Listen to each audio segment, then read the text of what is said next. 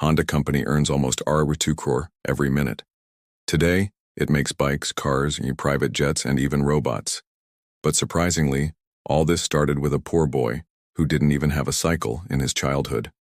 The story begins in 1906. Soichiro Honda was born in a small town in Japan. His father was a blacksmith and his mother worked as a seamstress. His financial condition was very bad. It was so bad that he couldn't even provide basic medical care to Soichiro's 5 brothers and sisters, and lost them in his childhood itself. One way to get out of this condition was to study and get a job in the future. But unfortunately, Soichiro was also very weak in studies. But there was still one hope left, and that was machines. As a kid, Soichiro used to go to a rice mill with his grandfather. The specialty of the mill was that a petrol-powered motor was used to work there, which was very rare at that time. 1. The sound of the motor, the smoke coming out of it, and the smell of petrol seemed very fascinating to him, and seeing this motor he developed a passion, 1, for motors and machines. At the age of 11, something happened with Soichiro had gave his very passion a life-changing direction. For the first time in his life he had seen a car. Soichiro was fully mesmerized by that car. As soon as he saw that car, without a second thought, started chasing it. When the car stopped at a distance, a small amount of petrol leaked under it. He literally bowed down and smelled the petrol and put it on his hands, and at the same time he decided that one day he'll make his own car.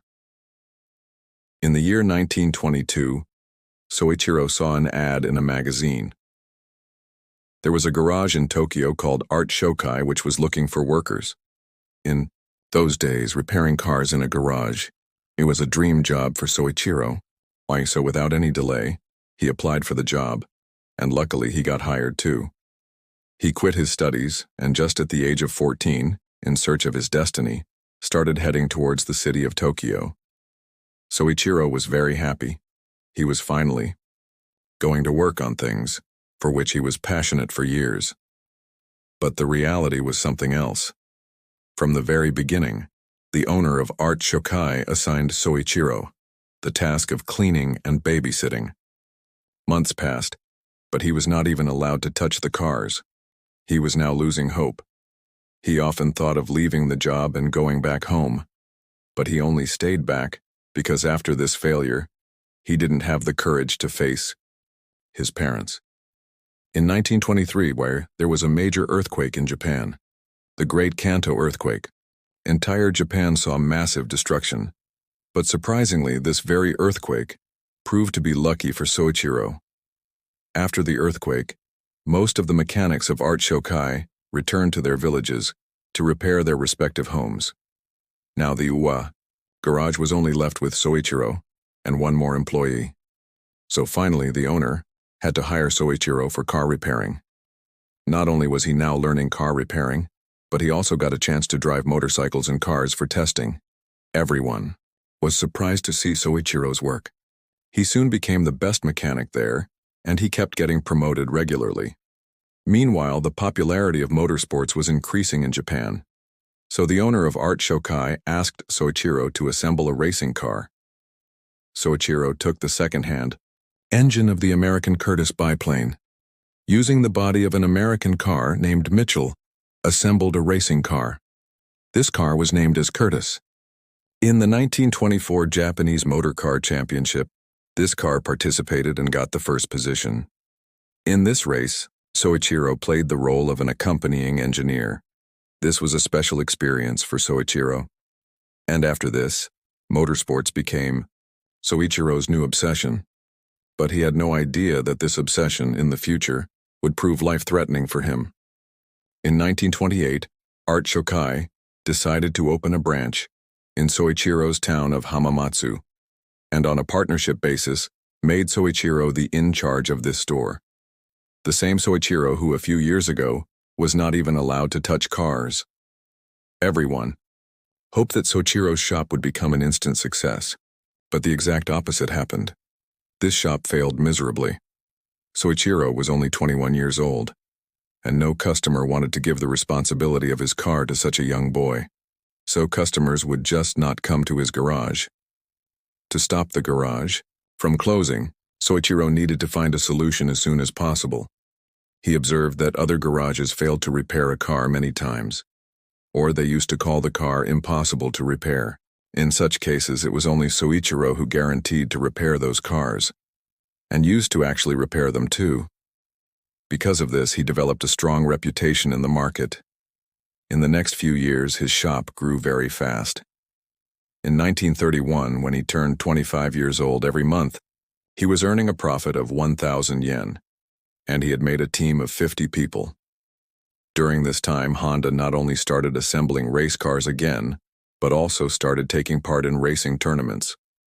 By 1936, they won many races and started seeing his future career in motorsports. But then a terrible tragedy happened with him. Honda met with a major accident while racing. When Soichiro opened his eyes in the hospital, he was feeling acute pain in the whole body. His face was badly injured.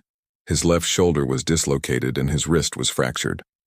Sadly, Honda had no option but to leave racing forever. It took him 18 months to recover. During this time, he decided to start automobile parts manufacturing. He began to manufacture piston rings, an important component in cars that was in high demand.